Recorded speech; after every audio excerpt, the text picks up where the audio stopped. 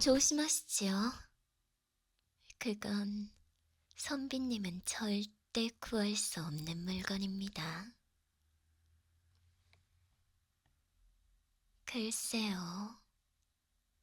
선비님의 목숨 2개 정도 값이라고 하면 알아들으실까요?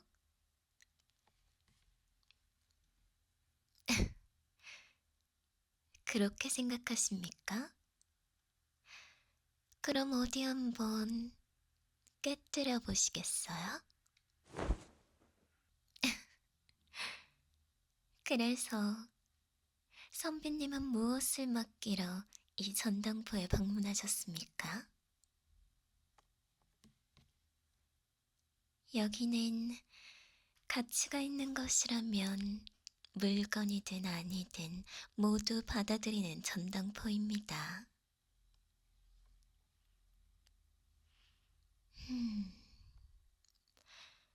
올 마음이 없으셨다기에는 이미 오셨지 않습니까? 선비님의 발로 직접 걸어서 말이지요.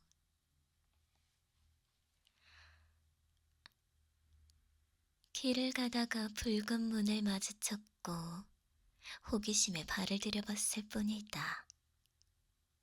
맞으십니까?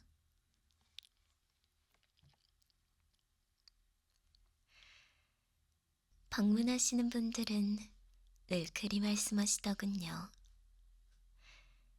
허나 붉은 문을 보았다는 것은 간절히 이루고자 하는 소망이 있다는 것일 테니 영 이상한 일은 아닙니다. 선비님 또한 주변을 둘러보는 눈매에 욕망이 담겨 있습니다만 제가 틀렸습니까? 말씀드렸지 않습니까?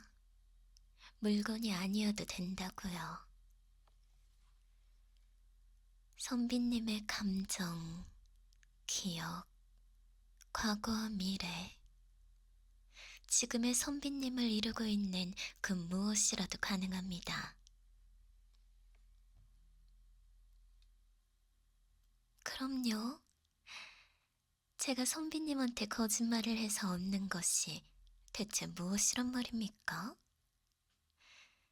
붉은 문을 열고 들어오실 때 이미 조금 기대하시지 않았습니까? 우리 전당포는 돈이 필요한 자에게는 돈을 주고 돈이 필요치 않은 자에게는 다른 것을 드립니다.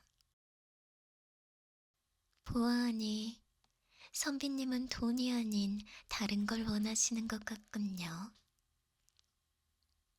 그게 무엇이든 말씀만 하십시오. 다만 선비님도 그만한 가치가 있는 것을 내놓으셔야겠지요.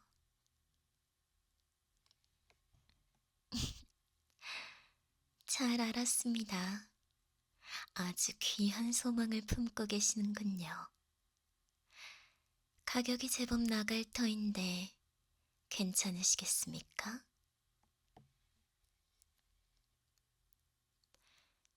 기본적으로 소망이란 것은 어린아이가 사탕 하나를 원한다고 해도 꽤 큰 의미를 담고 있는 법이라서요.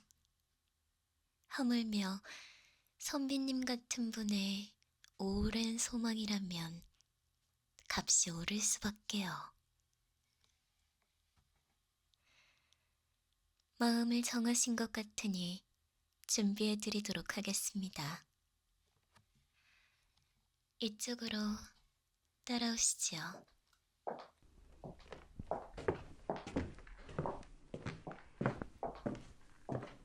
그럼 제가 선비님의 마음속을 들여다보아도 되겠습니까? 소망의 무게를 재어보아야 해서 말입니다. 그럼 눈을 감고 천천히 제가 세는 숫자를 따라 세어보세요. 하나, 둘, 셋, 넷, 다섯.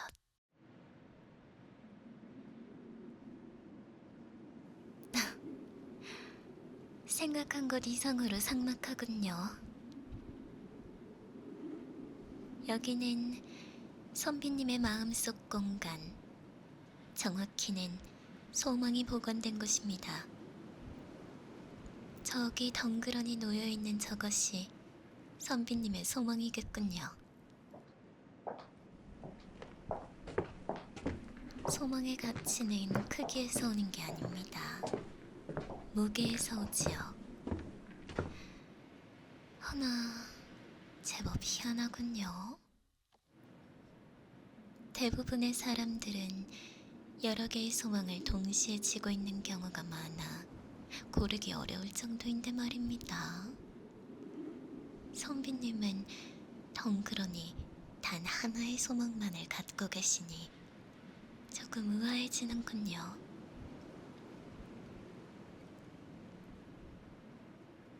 바라는 게 많지 않다기에는 첫 보기에도 소망의 무게가 무척 무거워 보입니다.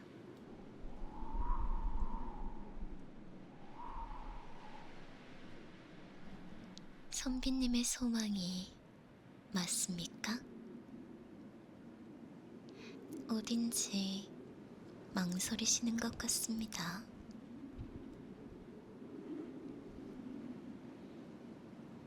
이 소망이 어디서 와서 어떻게 자리 잡게 된 것인지 전혀 모른다는 말씀이십니까?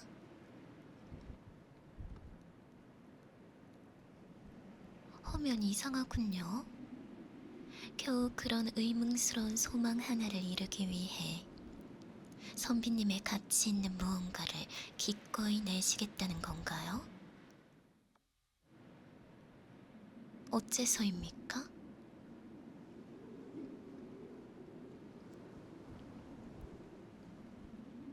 이유는 모르지만 그래야만 할 것 같다. 참 엉뚱하신 분이군요. 좋습니다. 선비님의 소망의 무게는 측정이 완료되었습니다. 이제 선비님의 마음에서 이 소망이 사라지는 순간 선비님의 가장 가치 있는 무언가도 함께 사라질 것입니다. 이는 되돌릴 수도 없으며 붉은 문을 열고 나가는 순간 다시 이곳을 찾아오실 수도 없습니다. 오로지 선비님 본인이 감당해야 하는 몫이라는 소리입니다. 이해하셨습니까? 그럼 지금부터 선비님의 소망을 거두어 가겠습니다.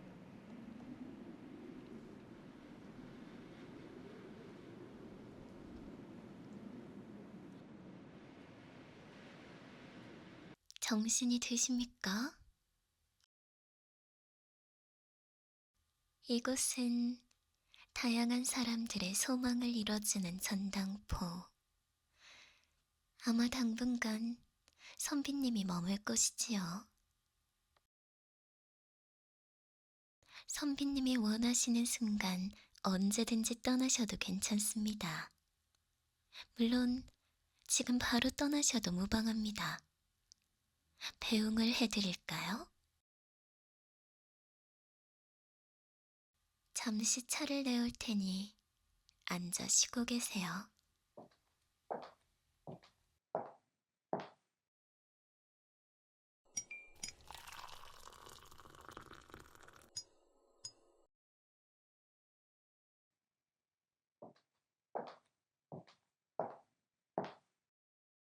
한 잔 드시지요.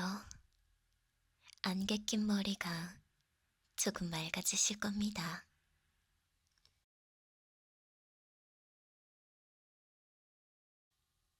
외람되지만 선비님께 제가 이야기 하나 해드려도 되겠습니까? 옛날에 어느 사내가 한 명 있었습니다. 성실하고 반듯하고, 그래서 오히려 너무 평범해서 재미가 없을 정도로 살아가는 사내였습니다. 그런 사내 앞에 한 여인이 나타났습니다. 사내의 눈에 보이는 여인은 너무나 자유롭고 행복해 보였습니다. 사내는 아름다운 여인에게 단숨에 사랑에 빠졌습니다. 바람이 불면 바람을 따라 머리칼이 나부끼고, 눈이 오면 손으로 조심히 눈을 받아 가만히 바라보기도 했지요. 비가 오면 내리는 비를 따라 손을 뻗어보기도 하고, 태양 아래 나비와 새가 날아들면 그들을 향해 미소를 지어주는 그런 여인이었습니다. 매력적인 여인이라. 그런가요? 하지만 그 사내는 아무것도 몰랐답니다. 그 여인은 전혀 자유롭지도 행복하지도 않았다는 것을요. 오히려 막막함, 두려움, 고통 속에서 생을 마무리할 준비를 하고 있었죠. 얼마 후 사내가 여인을 찾아갔을 때 여인은 이미 그곳에 없었습니다. 아니, 조금 다르다고 표현해야겠군요. 이 세상엔 누구도 그 여인을 기억하지 못했습니다. 사내는 온 사방을 찾아다녔지만 결국 여인을 찾지 못했고, 문득 이런 생각이 들었습니다. 내가 지금 무얼 찾고 있는 거더라? 그렇게 여인을 기억하던 마지막 사내까지도 여인을 잊어버렸습니다. 그렇지요. 어찌도 그리 빨리 세상은 여인을 잊었을까요? 어쩌면 여인의 소망이 세상에서 잊히는 것이지 않았을까요? 이렇게 생각해보면 어떠십니까? 여인이 사내의 존재를 알아버린 것이지요. 여인이 떠나면 날마다 여인을 보러 오는 저 사내는 어찌 될까 걱정이 되었겠지요. 인사는커녕 눈도 제대로 마주치지 않는 날들이 쌓여 어느새 여인도 사내에게 마음을 품게 되었던 것입니다. 그래서 붉은 문을 발견한 마지막 날, 여인은 얼마 남지 않은 목숨을 걸고 이렇게 빌었답니다. 아무도 나를 기억하지 못하게 해주세요. 그것이 나의 소망입니다.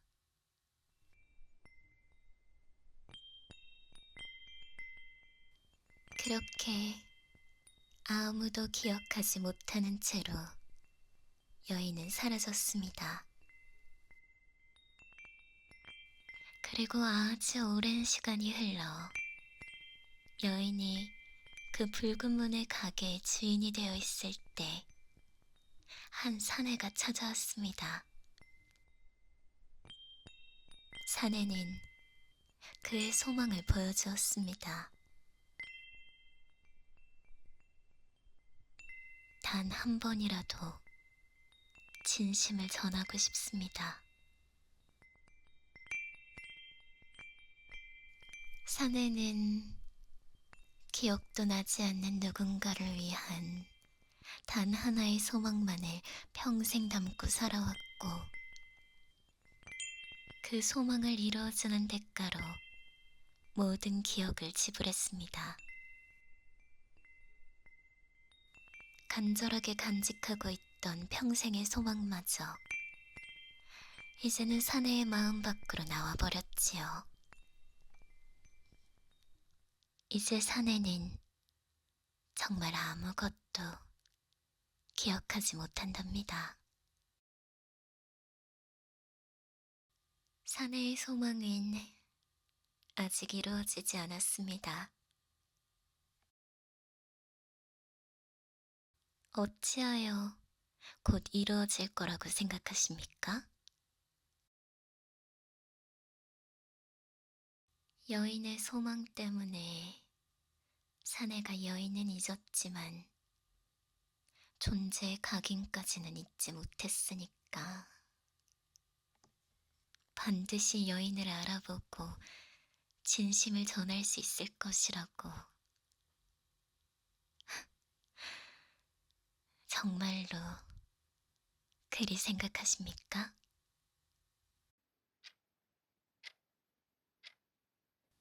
참으로 이상하지요. 이곳은 시간이 흐르지 않는 것인데도 시계 초침은 쉬지 않고 돌아간다니 말입니다. 글쎄요. 처음엔 그리하였던 것도 같은데 이제는 모르겠습니다. 어쩐지 듣기 좋은 듯도 하군요.